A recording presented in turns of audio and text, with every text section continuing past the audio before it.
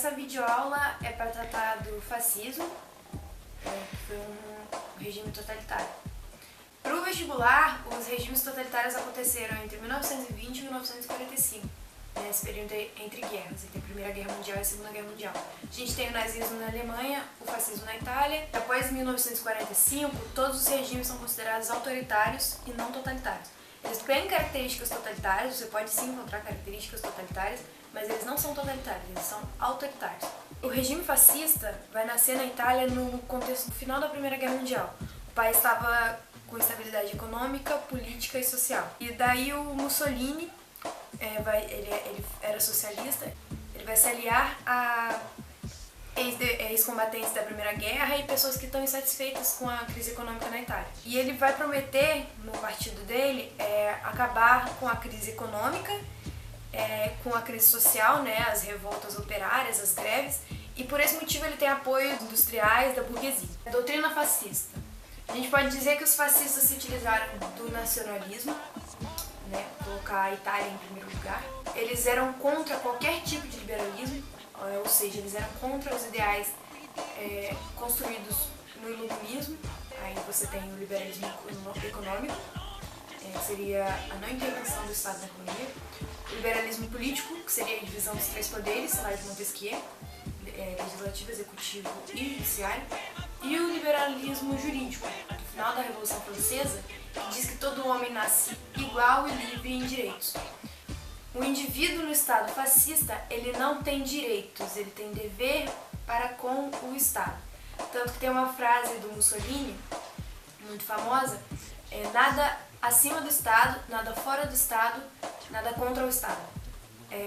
Não dá para você ser maior do que um Estado fascista.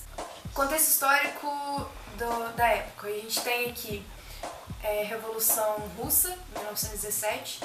Então você tem um medo crescente na Europa de regimes comunistas. Daí o nazifascismo será um movimento anticomunista. A crise de 1929, que vai atingir a Itália, vai piorar ainda mais a crise econômica pela qual a Itália estava passando.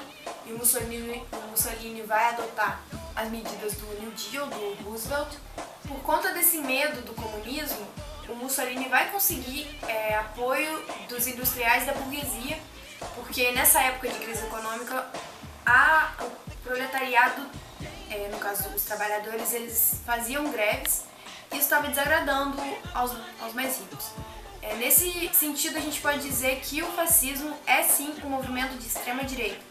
E eu não coloco aqui uma extrema-direita liberal, até porque eles eram contra qualquer tipo de liberalismo. Seria uma extrema-direita com um Estado intervencionista. O Partido Nacional Fascista vai ser fundado em 1921 pelo Mussolini e vai ter apoio de ex-combatentes da Primeira Guerra Mundial, ele terá apoio dos industriais, da burguesia. Esses ex-combatentes dão caráter militar ao partido. Daí eles começam a fazer pressão no governo, começam a fazer pequenos ataques, né, em Roma, que é a capital da Itália, e com isso, eles são conhecidos como camisas negras, e com isso eles têm a famosa Marcha sobre Roma, que é o partido indo tomar o poder, tirar o poder do rei da época, que era o Vítor Emanuel III. Eles dão esse golpe de Estado, fazem eleições no parlamento italiano, são eleições fraudulentas, e o partido fascista ganha. No ano seguinte, o Mussolini já assume o poder e a ele é dado o título de Duce, que seria líder. O governo fascista, na Itália, ele é dividido em duas fases, a primeira fase e a segunda fase. A primeira fase é uma fase de consolidação política. É a fase que a gente pode dizer que começam as perseguições políticas. Quem era contra o regime, e isso é uma característica dos regimes totalitários, não haver o debate, quem era contra o regime era simplesmente tirado de cena da Itália. E na segunda fase a gente tem a fase de fato, implantação do regime na sociedade, como por exemplo reformas no âmbito educacional. Tem até um lema fascista que é crer, obedecer e combater. Ele vai instituir isso na educação italiana. Esse lema crer, obedecer e combater é muito interessante porque ele resume basicamente o que foi o Partido Fascista na Itália. Crer seria crer no Estado, Obedecer, obedecer ao Estado. E combater é combater pelo Estado. Então você tem toda a característica de um regime totalitário resumido nesse lema simples, que ele transmitia aos jovens, às crianças que estavam se formando cidadãos italianos da época. A quebra da Bolsa de Nova York em 1929, que atingiu a Itália, e daí, como medida econômica a ser adotada, o Mussolini copia as medidas tomadas por Roosevelt nos Estados Unidos, que seria o New Deal, que é a intervenção do Estado na economia, obras públicas para poder gerar empregos, e daí, tanto ele quanto Hitler, daí você tem grandes construções nessa época na Itália e na Alemanha. Outra medida tomada pelo Mussolini para tentar reerguer a economia italiana foi o investimento na indústria bélica, que é de fato uma estratégia de Estado, porque você movimenta a economia e já mantém um arsenal preparado para uma futura guerra.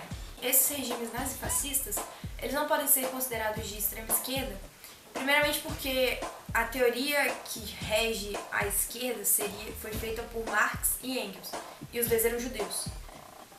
No caso do nazifascismo, no nazismo você tem Hitler, e Hitler acho que já tinha deixado bem claro o ódio que ele tinha de judeus. Apesar da intervenção estatal na economia ser muito forte nesses estados fascistas, né? Você tem um estado máximo, e mesmo eles sendo contra qualquer tipo de liberalismo, por outro lado você tem, eles eram contra o comunismo, eram regimes anticomunistas, declaradamente anticomunistas.